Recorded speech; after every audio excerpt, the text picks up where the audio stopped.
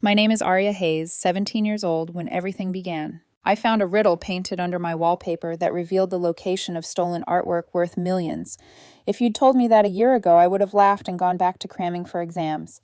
Back then, my biggest problems were finals, college essays, and whether Dad would ever stop drinking gas station coffee. Then he died, and everything I thought was solid in my life cracked straight down the middle. I was 17 when Dad's heart gave out, and he left me his crumbling Victorian house in Salem. Mom wanted to sell it immediately. She said it would be simpler and healthier for everyone if we just walked away and started fresh somewhere else, like a house could be erased as easily as a line on a page. But something about the place called to me. Maybe it was the way sunlight filtered through the stained glass windows, turning the dusty air into colored ribbons, or how the floorboards creaked like they were telling secrets.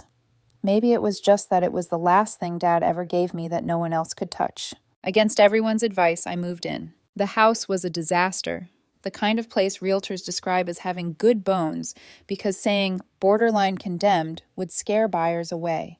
Peeling wallpaper, sagging ceilings, cracked plaster, and a heating system that wheezed like an old man climbing stairs. The radiators hissed and clanged all night like they were arguing with each other. Sometimes I'd wake up convinced someone was walking around downstairs, only to realize it was just the pipes complaining. I started renovating room by room with money from Dad's life insurance. That part made me feel sick. Every time I wrote a check to a contractor or swiped my card at the hardware store, I could hear Mom's voice in my head. He meant that money to help you start your life, Arya, not to sink it into that corpse of a house. But it was the only piece of Dad I had left that felt like mine. I couldn't let it go. The living room was first. It was the heart of the house, Dad used to say, the place where people would gather someday when it was all fixed up. I wanted to see what it could be instead of what it was. Layers of hideous floral wallpaper covered the walls, orange roses over green vines, over something that looked like it had been printed in the 1950s and never updated. It had to go. I'd been steaming off wallpaper for 3 hours, sweat dripping down my back, arms aching, when I noticed something underneath one section. At first, I thought it was water damage, dark marks bleeding through the plaster beneath the stripped area. I pressed my fingers to it, and the wall felt cool, solid, no dampness. As I peeled away more paper, patterns began to emerge. Lines, numbers, letters. Not random stains, but deliberate marks. Someone had painted directly onto the wall, then wallpapered over it. A chill slid down my spine. I worked frantically, ripping away decades of decorative layers. Pieces of brittle paper floated to the floor like dead leaves. The room filled with the smell of old glue and dust. I barely noticed the time passing. It felt like the house itself was holding its breath with me. What I found underneath made my hands shake. It was a riddle painted in faded black ink, the letters thin and careful, as if someone had taken their time with each stroke. Where shadows dance at quarter past, and silent guardians hold secrets fast. 7 steps from where the eagles soar, beneath the 13th lies much more. Below that, in a smaller script, were coordinates. 42.5195 DN, 70.8967 DW. The last digits were a little smudged, but clear enough to read. My heart pounded so hard, I could feel it in my throat. The coordinates were less than 2 miles from the house. I grabbed my laptop from the dusty coffee table and typed them into the search bar with trembling fingers. The map zoomed in on a patch of green labeled Green Lawn Cemetery, the oldest section where elaborate Victorian monuments cast long shadows across weathered headstones. I'd been there once for a school history project years ago. I remembered the angel statues, the stone eagles, the way the wind seemed quieter there, as if it were listening. That night, I couldn't sleep. I lay on the old sofa, staring at the ceiling while the house groaned around me. Every time I closed my eyes, I saw the riddle painted on my wall, the coordinates below it like a challenge. My mind kept circling the same questions. Who painted it? Why did they hide it? Why hadn't Dad ever mentioned anything about messages under the wallpaper? But then again, Dad had kept a lot of secrets. Late nights at the dining room table with files spread out in front of him. Cases he never really talked about. The way he'd go quiet sometimes when he thought I wasn't looking, staring at nothing like he was hearing echoes from a past he didn't want to explain. Around 4 in the morning, when the sky outside the stained glass windows was just barely turning pale, I made a decision. I would go to the cemetery. I had to know. The next morning, I drove to Green Lawn Cemetery with a notebook, a cheap measuring tape I'd bought at the hardware store, and more adrenaline than sense. The air was cool and damp, the kind of New England gray that made everything feel older than it was. Crows watched me from the trees as I followed the worn gravel path into the oldest section. The coordinates led me to an area filled with towering monuments, angels with outstretched wings, stone crosses, and elaborate Victorian sculptures. Marble lambs lay over children's graves. Granite obelisks rose like fingers pointing accusingly at the sky. And there, just ahead, I saw it. An eagle. A massive bronze eagle perched atop the Morrison family mausoleum, its wings partially spread, beak curved in a permanent silent cry. The metal had darkened with age, but its eyes still seemed sharp. This had to be the eagle soar of the riddle. I stood at the base of the mausoleum, heart thudding, and took 7 steps forward, counting carefully. 1, 2, 3, 4, 5, 6, 7.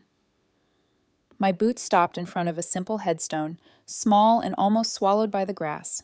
Unknown 1847. It was the 13th grave in that row. I checked. Twice. I looked around. A few other visitors wandered among the graves in the distance, shoulders hunched against the wind, but no one was paying attention to me. The cemetery was quiet in that way that feels heavier than silence, like the ground itself is listening. I knelt beside the headstone and brushed away decades of leaves and dirt. My fingers grew cold and numb, but I kept working, tracing the name that wasn't there, just unknown. A person whose story had been swallowed completely. Nothing, no obvious compartment, no message, just stone and earth. Frustrated, I sat back on my heels. Beneath the 13th lies much more, I muttered, glaring at the headstone. Come on, Grandpa Scooby-Doo, what were you trying to do here? Then the word beneath hit me. Maybe it wasn't referring to the grave itself in a symbolic way, but to something literally beneath it. I pressed my hands against the base of the headstone and pushed. The stone shifted, just slightly, but enough. My pulse spiked. Working my fingers around the edges, I found a thin gap at one corner. I dug my nails into it and pried upward with all my strength. The headstone lifted with a soft scrape, pivoting just enough to reveal a small recess underneath. Nestled in the hollow was a small metal box wrapped in oiled cloth, stained dark with age. My breath came shallow and fast as I lifted it out and unwrapped it, my hands shaking. Inside was a key and a folded piece of paper. The paper was covered in my father's handwriting. If you're reading this, I'm gone. The words swam in front of my eyes. For a moment, I couldn't read anything else. I was back at the funeral, staring at his framed photo, listening to people tell me how strong I was, while my insides felt like wet cardboard. I swallowed hard, blinked until the letters steadied, and kept going. What I'm about to tell you will change everything you thought you knew about our family. He wrote about the Blackwood Gallery heist of 1987. $50 million in stolen paintings that were never recovered. The FBI had given up years ago, but he hadn't. He wrote that he knew where they were. My blood turned to ice. The Blackwood Gallery heist was legendary, something people in Salem talked about like a ghost story. 5 priceless paintings stolen from a private collection, including a lost Van Gogh. The theft had made national news. We'd watched a documentary about it once when I was a kid. Dad had been quiet the whole time, his jaw tight. I thought he was just annoyed at how sensationalized it was. Now I knew better. Your grandfather wasn't the simple carpenter everyone believed, the letter continued. He was part of the crew that pulled off the heist. Grandpa Thornton. The quiet man who'd taught me how to hammer nails without bending them, who smelled like sawdust and peppermint candies, the man who'd let me help build birdhouses in his workshop and never raised his voice. An art thief. When the others wanted to fence the paintings immediately, Dad wrote, Grandpa convinced them to hide the pieces until the heat died down. He was the only one who survived long enough to tell Dad where they had been hidden. The key opens a storage unit, Unit 247, at Riverside Storage on Elm Street. Inside, you'll find proof of everything and instructions for recovering the paintings. But be careful. There are others who would kill for this information. Trust no one, not even family. I sat in the cemetery for an hour, reading and rereading the letter until the words blurred and my fingers went numb from the cold. Everything I thought I knew about my family was a lie. Eventually, I forced myself to stand. My legs felt unsteady, like they didn't quite belong to me. I reset the headstone carefully, hiding the hollow again, and walked back to my car with the key locked in my fist. The drive to Riverside Storage felt surreal, like I was moving through someone else's dream. I kept checking my rearview mirror, suddenly paranoid that someone might be following me. Dad's warning echoed in my mind. Trust no one, not even family. Riverside Storage was a dingy facility surrounded by chain link fence and razor wire, the kind of place people stored things they wanted to forget. The office smelled like stale coffee and old carpet. The elderly manager barely looked up from his game show when I rang the bell. I need access to Unit 247, I said, holding up the key, like proof I belonged there. He squinted at it, then at me. Been paid up for years, he muttered, sliding a clipboard toward me. Whoever's got that one must have money to burn. Sign here. His words lodged in my mind like a splinter, but I signed without comment. A part of me wanted to ask if he remembered who'd first rented it. Another part was afraid of the answer. Unit 247 was in the back corner, away from the main road and hidden from view, just like Dad would have chosen. Out of sight, out of casual curiosity. I rolled up the metal door with trembling hands. The hinges shrieked in protest, like they didn't want to give up their secrets. Inside, boxes lined the walls, stacked neatly, labeled in Dad's careful handwriting. Police reports, newspaper clippings, insurance documents, family photos. This wasn't just storage, it was an archive, a life's work. I opened the box labeled Evidence First. Inside were dozens of photographs, grainy surveillance shots of men I didn't recognize, pictures of the stolen paintings, floor plans of various buildings. At the bottom was a thick folder marked in bold black ink. The Crew. My mouth went dry. I slid the folder out, feeling the weight of it. Paper, ink, and decades of secrets. My thumb hovered over the edge for a moment, the way it might before flipping a final exam that could decide your whole future. I knew that once I opened it, there would be no going back. I took a breath, thinking of Dad hunched over this same file, of Grandpa with sawdust on his sleeves and guilt on his conscience, of a house with a riddle painted under its skin like a buried scar. Then I opened the folder and saw the faces of 5 men staring back at me, including my grandfather, and beneath their photos, a single name circled in red ink. The Professor. I didn't realize I'd stopped breathing until the edges of my vision shimmered. The faces in the folder looked like still frames from a dark, forgotten story. Men caught mid-stride, mid-smile, frozen forever in someone else's secrets. At the top was my grandfather, Thornton Hayes. Below him, Vincent Carlucci, a wiry man with sharp eyes. Danny Morrison, who looked younger than the others, almost nervous in his ID photo. Russell Knox with his heavy jaw and tired stare. And finally, a shadowed silhouette labeled only The Professor. Dad had circled the title in red ink. Hard. Pressed deep. The crease in the paper was worn, as if he'd run his thumb over it 100 times. Maybe he had. I flipped through, page after page. Reports, interviews, blurry photos of meetings behind warehouses, receipts that didn't match supposed job sites, police notes from the original investigation. It was so much. Too much. How had Dad managed to carry all of this alone? The deeper I went, the more the truth twisted. 3 of the men, Carlucci, Morrison, Knox, had died within 2 years of the heist, all in ways that seemed tragic but explainable at the time. A car crash, a heroin overdose after years of being clean, a robbery gone wrong where nothing was actually stolen. Dad's handwriting crawled across the margins. Brake lines cut. Injection site inconsistent with self-use. Pawn shop staged. No forced entry. Each note felt like a whispered accusation. Someone had been eliminating the crew, one by one. The folder contained another set of documents, interviews Dad had done with Grandpa in his final years. I recognized the shaky handwriting. I remembered visiting Grandpa in the hospital, how small he looked in that bed. I never imagined what he might have been carrying. One sheet was a near-rambling confession, but certain lines leaped out at me. Just one job, one score, enough to pay for the treatments. The professor wanted fast money. I wanted safety. They wanted to sell immediately. I hid them. I couldn't let the art disappear into some rich man's vault. When the others started dying, I moved everything. I sat back and rubbed my eyes. My throat felt tight. I'd spent my whole childhood thinking Grandpa was the safest person in the world, a man who fixed squeaky cabinets and built dollhouses from scrap wood. But he'd been living in fear the whole time, waiting, watching, hiding secrets in code. Dad had spent years trying to unravel them. I looked around the storage unit. It felt like a tomb, walls closing in, dust motes floating like ghosts in the flashlight beam. It hit me then. Dad died before he could solve the mystery, but he'd left me the path, whether I wanted it or not. I opened another box labeled Personal Letters. Inside were stacks of envelopes, all addressed from Grandpa to Dad over a 10-year period.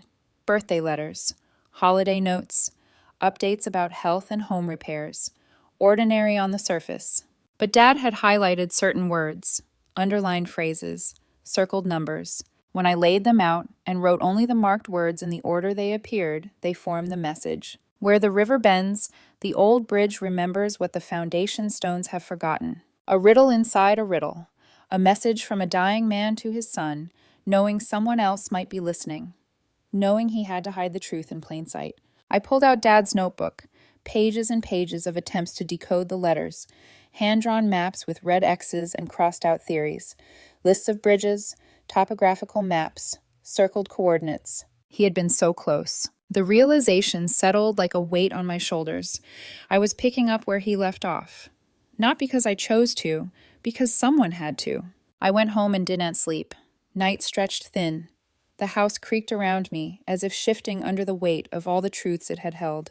By morning, my mind was buzzing. The Willoughby River ran through downtown Salem. I knew that much. And I knew which bridge people meant when they said the old bridge, the stone railway bridge built in the 1880s, the one with granite blocks carved by Italian stonemasons. I drove to the Salem Historical Society. The librarian, Mrs. Peyton, was exactly as I remembered her from a middle school field trip. Tiny, bright-eyed, the kind of person who looked like she'd scold you for folding a page corner. When I explained what I was researching, her whole face lit up. Ah, the Willoughby Bridge. Wonderful structure. Quite controversial when it was first built. Took 3 years to complete, Granite quarried right here in town. She led me through dusty record books and brittle newspaper clippings, photos of the construction, notes about the foundation stones sunk deep into the riverbed, engineers arguing about load-bearing calculations, a story about Civil War artifacts found in the riverbank, bullets, buttons, a cavalry saber now displayed in the town museum. It's one of our proudest landmarks, she said, patting the picture fondly. Stood firm through floods, fires, and 4 terrible winters. I thanked her and drove straight to the bridge. Even in daylight, the area beneath it felt eerie. Overgrown with weeds, littered with broken bottles and abandoned carts. The air smelled damp, metallic. The river churned below, dark and restless. I climbed down the embankment, mud sliding under my boots, and ran my fingers along the granite foundation stones. They were massive, bigger than refrigerators, each carved with Roman numerals. Most were worn smooth by time, but as I moved along the eastern foundation, something caught my eye. A shallow carving, almost invisible unless the light hit it right. A compass rose, and beneath it the number 12. My pulse hammered. I measured 12 steps from the stone, counting each one out loud to steady my breathing. The steps brought me to a cluster of old oak trees at the river's edge, ancient, gnarled, roots twisting through the earth like veins. I searched the base of the largest tree. At first, nothing. Then my fingers hit something hard beneath the dirt. A metal cache wrapped in plastic bags. After decades underground, it was still intact. I tore it open. Inside was another key, and a map, hand-drawn. Grandpa's handwriting unmistakable. The map showed the layout of Hartwell Mansion, a Gothic revival estate converted into apartments. 1 unit circled in red, B7. I stared at the map so long my fingers went numb from the cold. The stolen paintings weren't hidden in Europe or buried in the woods. They were sitting in the basement of an apartment building less than 5 miles from where I grew up. That night, I drove past Hartwell Mansion, watching the dim glow of TV screens behind curtains, the steady sweep of security lights across the parking lot. The mansion loomed, ornate stonework, dark towers, windows like watching eyes, a place that looked like it held stories even before Grandpa hid something beneath it. I needed help. I knew that now. That's when I remembered Zoe Caldwell. Zoe, with her purple hair and thrift store jackets, and the kind of grin that made you think she was always 2 steps ahead in a joke you hadn't heard yet. My best friend in high school. Brilliant with locks, dangerous with secrets. A girl who'd grown up picking the front door because her alcoholic mother kept locking her out. We hadn't talked much in the last year. Life happened. College for her, dad's health for me. But I knew she was in Portland now, working as a locksmith. I didn't know how to explain any of it, but I dialed her number anyway. She picked up on the third ring. Arya? Her voice was surprised, warm, like a memory. Hey, I saw your post about your dad. I'm sorry. How are you holding up? I need a favor, I said, and it's going to sound insane. I told her everything, from the wallpaper to the cemetery to the storage unit to the bridge. Every word felt like I was lifting something heavy off my chest and handing it to her. Zoe listened quietly, only interrupting with the occasional, "Hold on, what?" or "Are you serious?" When I finished, the line went silent. I could hear traffic in the background, the hum of the city around her. "So," she said finally, "you want me to help you break into a storage unit to recover stolen artwork that may or may not be there, based on clues left by your dead grandfather who was apparently an art thief?" Yes." Zoe was quiet for a long moment. "This is insane," she repeated. "I know. You could go to prison." "I know. Even if the paintings are there, you can't exactly call the cops and say you found them. Your grandfather was part of the crew that stole them." "I know that too." Another pause, a long one, a terrifying one. "Then, when do we do this?" Something in my chest loosened. Relief, fear, gratitude, all tangled together. "You'll help me?" I whispered. "Of course I will," she said. "You're my oldest friend. And honestly, this is the most interesting thing that's happened to me in years." She laughed softly. "Besides, if there really are stolen paintings worth 50 million sitting in some basement, they shouldn't stay there." I exhaled slowly, staring at the map in my lap. "We're really doing this," I murmured. "No turning back now," Zoe said. Zoe arrived the following Friday night, right as the last streaks of orange faded from the sky. When I opened the front door, she stood on the porch with a duffel bag slung over one shoulder and the same mischievous spark in her eyes that I remembered from high school. Her purple hair was tied up in a messy bun, a few strands falling into her face, and her jacket looked like it had been rescued from a thrift store fire. "Holy crap," she said when she stepped inside, glancing around the dim hallway. "This place looks exactly like the kind of house where you'd find a hidden riddle behind wallpaper." "It literally is," I said. She dropped her bag and pulled me into a quick hug. It was awkward at first. Two people who hadn't seen each other in months, but then something softened, and I held on a second longer than I meant to. "You okay?" she asked quietly. "No," I admitted, "but I will be." We spent the evening spread out on the living room floor, Dad's maps and Grandpa's letters between us, the riddle under the wallpaper, the cemetery, the stone bridge, the oak tree, the map to Hartwell Mansion. Zoe listened, nodded, frowned, took notes, and occasionally swore under her breath. "At least your grandfather was dedicated," she said, in a secret code, accidentally getting everyone killed kind of way. She was trying to lighten the mood. I appreciated it more than I could say. When the clock hit 1:45 a.m., she zipped up her jacket. "All right, Hayes, let's go break into a historic mansion." We parked 2 blocks away from Hartwell Mansion to avoid the security cameras. The night air was cold, biting at exposed skin, the kind of cold that makes everything feel sharper, more dangerous. The mansion loomed in the distance. Dark silhouettes of turrets and stone, Victorian Gothic arches that swallowed the light from the street lamps. "You realize this is insane, right?" Zoe whispered as we approached the back of the building. "Like, putting your name on a future FBI watch list insane." "I know."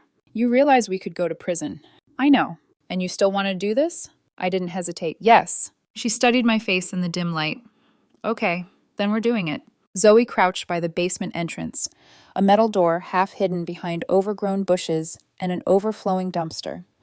She ran her fingers along the lock, testing the tension, listening with her ear pressed to the cold metal. "This is old," she murmured, "original to when they converted the building in the 60s, practically begging me to pick it." "How long?" 30 seconds, 20 if I'm showing off." 23 seconds later, she stood up, pocketed her picks, and gently pushed the door open. "After you," she whispered. The basement smelled like mildew, old cardboard, and forgotten memories. Long hallways stretched in 2 directions, lined with storage units secured by padlocks, some shiny and new, others rusty enough to tell their own stories. Our footsteps echoed faintly as we moved deeper into the labyrinth. Zoe checked her phone's flashlight. B7 should be near the far corner. We found it exactly where Grandpa's map indicated. The padlock hanging from the latch was thick and old, far older than the others around it. "This one's going to be rough," Zoe said, examining it with a frown. "The mechanism might be corroded. Don't rush me." I wasn't planning to. Zoe crouched and got to work, fingers steady, tools clicking delicately inside the metal. I could hear her breathing, slow, precise, controlled. She was beautiful when she was focused. I pushed that thought down before it could bloom into something distracting. A few tense minutes passed. Then, click, Zoe exhaled. "Got it." I swallowed hard as she lifted the latch. Together we pulled the metal door open. Dust exploded into the air. Cobwebs stretched thin, and inside were several massive wooden crates stacked neatly along the walls. The crates looked untouched, preserved by time and silence. My heartbeat roared in my ears. "This is it," I whispered. Zoe handed me the crowbar. "You want the honors?" I wedged the crowbar into the crate's seam. My hands shook as I pried upward, the nails squealing as they tore free. Finally, the lid came loose. Inside, wrapped in thick protective cloth, was a painting I recognized instantly from Dad's files. The Lighthouse Keeper's Daughter by Thomas Morrison. Smaller than I expected, but so heartbreakingly beautiful it made my chest tighten. "Holy," Zoe breathed. I gently unwrapped the next crate, a Van Gogh sunflower study, colors so vivid they seemed to glow even in the dim basement light. Then Monet, Vermeer, Renoir, millions of dollars in stolen artwork right in front of us. My hands trembled. Dad was right. He was really right. Zoe touched my arm gently. "You did it, Aria." For the first time in weeks, I let myself feel a flicker of pride, a flicker of connection to the man who spent years trying to finish what his father started. But the flicker died fast, because above us, footsteps creaked on the floorboards. Slow, heavy, deliberate. Zoe froze. "Someone's here." I grabbed her wrist and pulled her behind the largest crate, our breaths shallow. My pulse hammered against my ribs hard enough to hurt. The footsteps moved down the hall, down the stairs, into the basement. A beam of light swept across the corridor outside, pausing briefly on each storage unit, moving methodically, purposefully. Then it stopped right outside B7. I felt Zoe tense beside me. A voice followed, calm, familiar, terrifying. "I know you're in there." No. "I know you found them, Aria." My blood turned to ice. It was Mr. Garrett, Dad's former partner, the man who'd spoken at his funeral, the man who'd helped me file the life insurance paperwork, the man who'd sat at our kitchen table, laughing with Dad over cold pizza and case files. He stepped into the storage unit. His silhouette filled the doorway. A gun hung loosely in his hand. Behind him stood two men I didn't recognize, tall, broad, faces carved from stone. "Hello, Aria," he said, smiling the same sad smile he'd worn at Dad's funeral. "I've been waiting a long time for you to lead me here." Every hair on my body stood on end. Zoe gripped my hand hard enough to hurt. Mr. Garrett's eyes scanned the room slowly, landing on the crate we were hiding behind.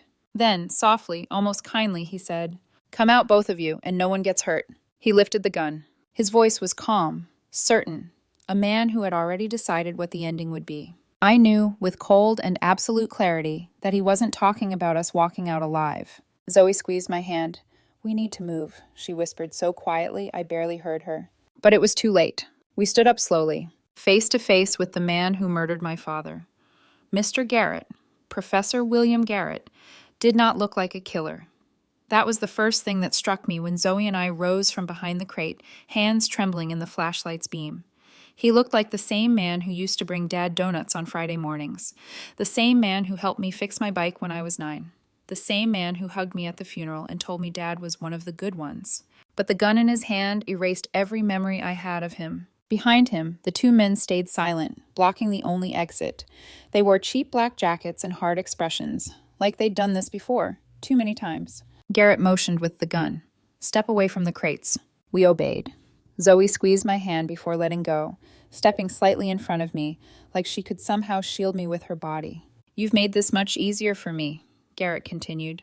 "I was afraid you'd take longer to decipher Thornton's ridiculous scavenger hunt. But you're clever, like your father." My throat tightened. "You murdered my father." He sighed, as though I'd accused him of something trivial. Arya, your father was obsessed. He couldn't let the past go. He was getting close to the truth, and when he finally solved it, I had no choice. No choice, I choked.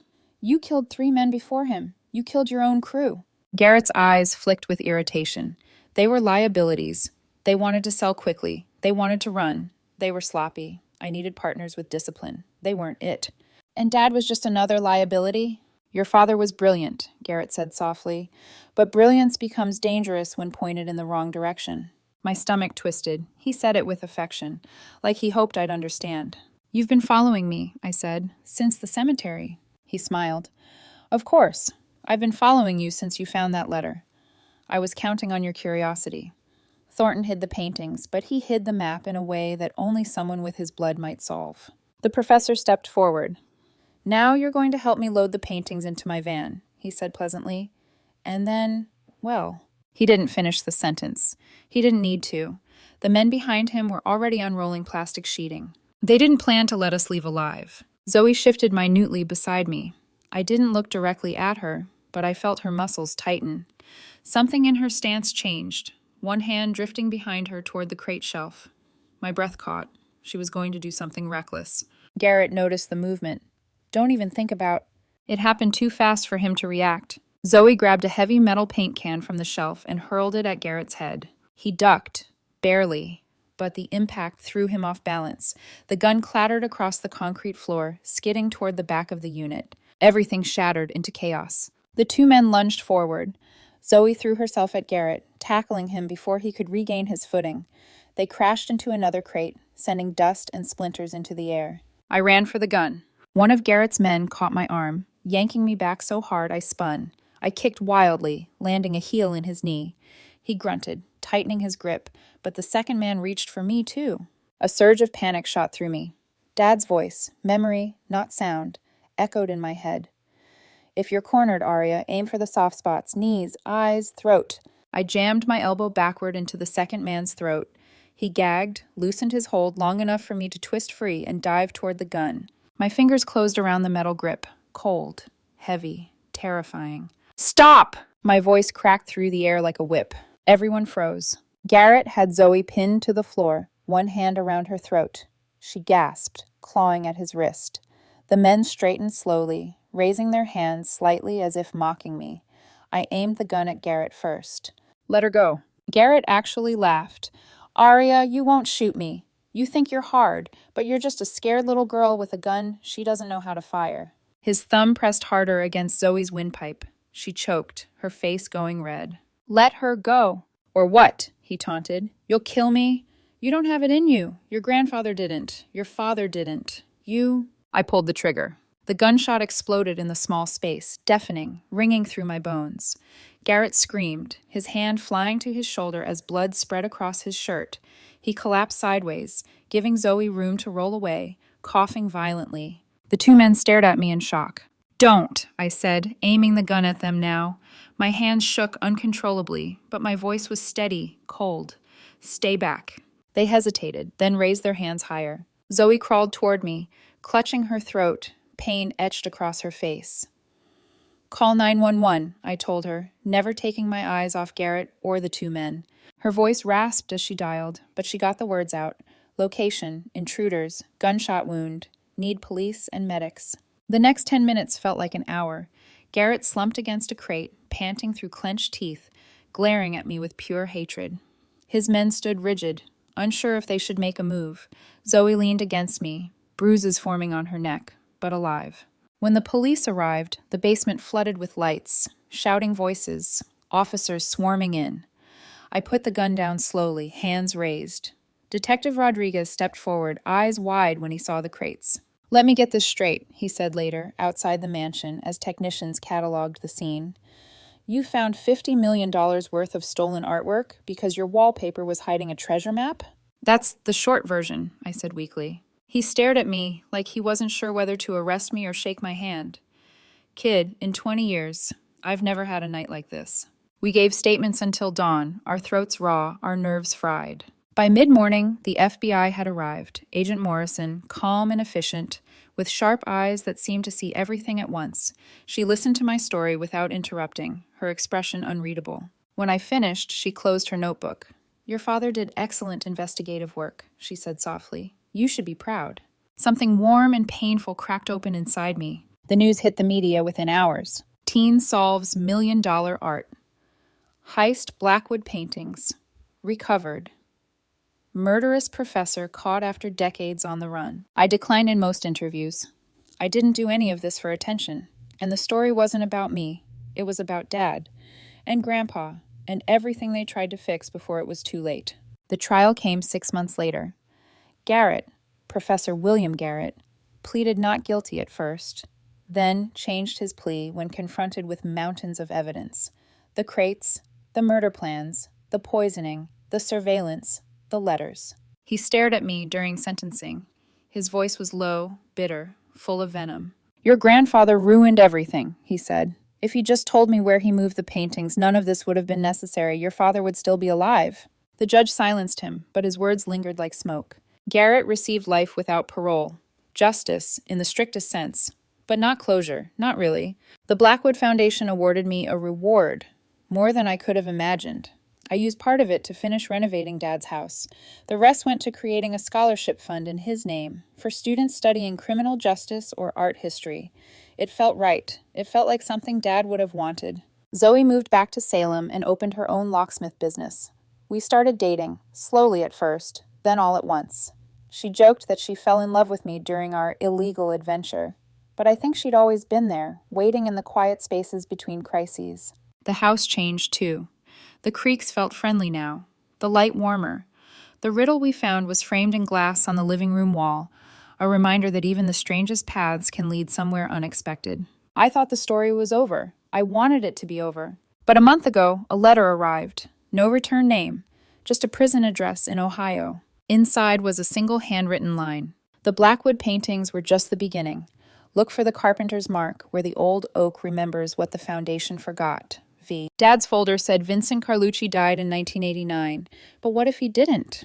What if he faked it? What if he's still out there? I haven't told Zoe everything yet. Just enough. She's worried, but she's also curious. And she's right about one thing. I won't have peace until I know. Tomorrow, we're visiting the Old Mill Foundation near Willoughby Park. Agent Morrison knows. She'll have backup nearby. I'm not chasing ghosts.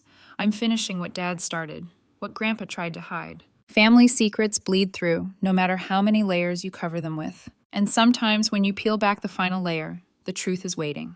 Quiet, patient, inevitable.